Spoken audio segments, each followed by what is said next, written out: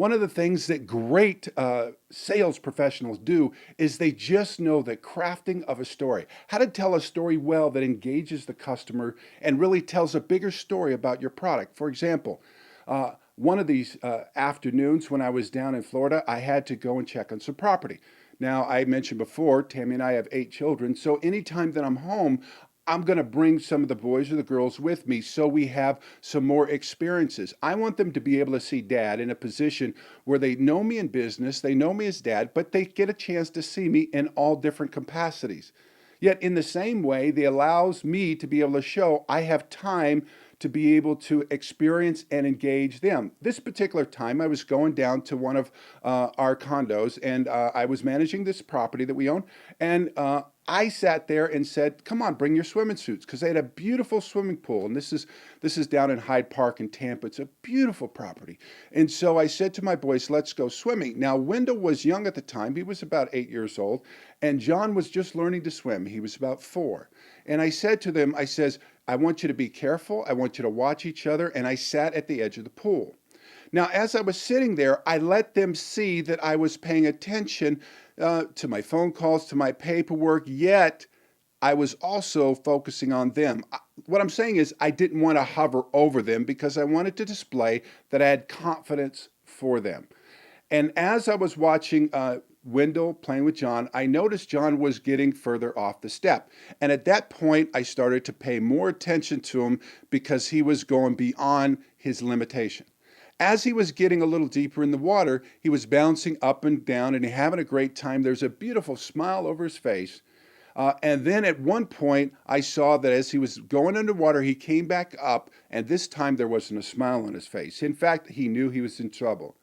He looked at me immediately, and in that second, immediately, I leaped into the air and I jumped into the water. And as I was just about to hit the water, I got Wendell out of the way, I got John, and he grabbed me, unlike anything you would expect from a young 4-year-old boy.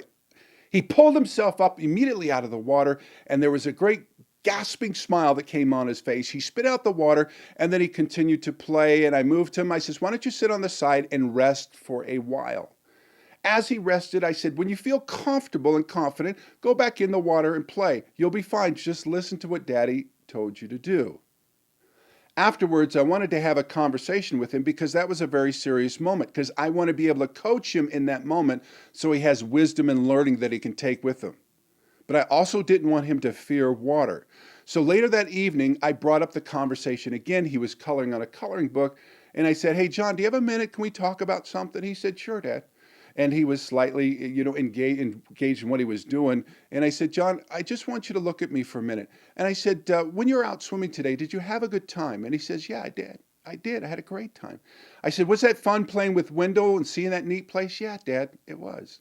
I said, "Let me ask you a question. In that moment that you went too deep into the water and you looked at me, were you scared?" He says, "No, Dad, I wasn't scared." Now, I was particularly interested in this moment because I wanted to know how he was making decisions, how he was thinking, and how I could be there to support him. Because this moment for him is a big moment. And I asked him, I says, "Why weren't you scared?" And he said to me these words that resonated with me even today. He said, "Dad, I knew you would come." And in that moment, I literally stopped and realized that some part of what we are to do as leaders, and in fact, more importantly, as parents, is put a level of confidence and self-assuredness in our children so that they know that they have the support, they know they have the commitment, and they know they have absolute, the unwavering moment when they know that they're in a situation that we will show up. Now, I share that story because it's a powerful way to communicate something that we have to communicate to our children, of course, but we also have to communicate that to our clients, our guests, and our customers, that they know at any moment, at any situation, long before they have a problem, that we're their trusted advisor. We're a person of influence in their life. We're a voice of reason and stability. We come with our strength and character and commitment to lift weights off them so they can go out and compete another day, even harder, even faster, even bigger, even stronger. That's our responsibility. It takes that level of commitment to be excellent.